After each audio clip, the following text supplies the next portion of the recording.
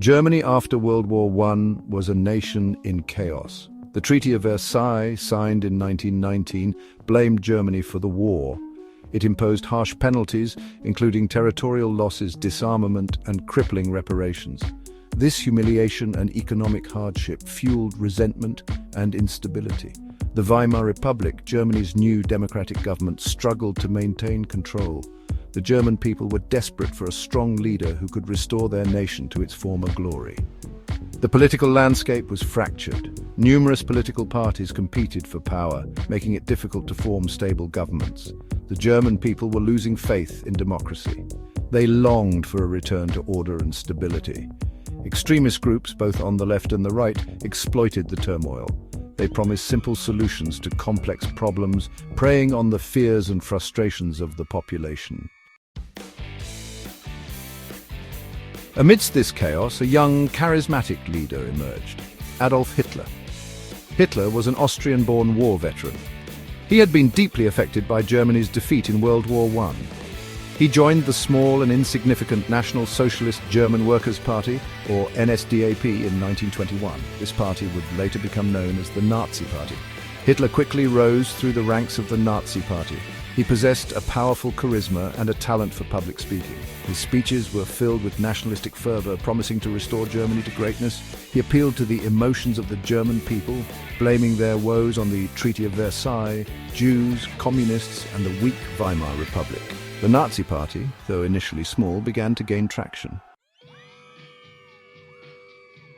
The Nazi Party's rise was fueled by a sophisticated propaganda machine. Led by Joseph Goebbels, the Nazis masterfully exploited the power of mass media.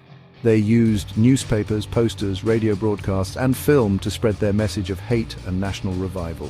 The Nazis scapegoated Jews, blaming them for Germany's economic woes and social ills. This relentless propaganda campaign poisoned the minds of many Germans. Hitler promised to tear up the Treaty of Versailles, rebuild the German army, and create jobs. He appealed to traditional German values of order, discipline, and national pride. His message resonated with those who yearned for a return to a glorious past. By the early 1930s, the Nazi Party had become a major force in German politics.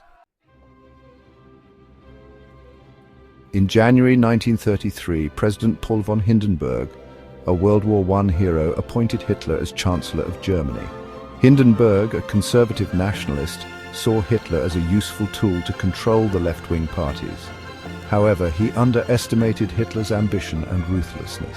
Hitler quickly consolidated his power using the Reichstag fire of February 27, 1933, as a pretext to suspend civil liberties. On February 28, 1933, the Reichstag fire decree was passed, effectively abolishing freedom of speech, press, and assembly. The decree also allowed for detention without trial. This marked the beginning of the end for democracy in Germany. On March 23, 1933, the Enabling Act was passed. This law gave Hitler's government the power to enact laws without the consent of the Reichstag, effectively making him a dictator. The Enabling Act marked the culmination of Hitler's rise to power. Within a matter of weeks, he had transformed Germany from a fragile democracy into a totalitarian dictatorship. The consequences of his ascent would be devastating for Germany and the world.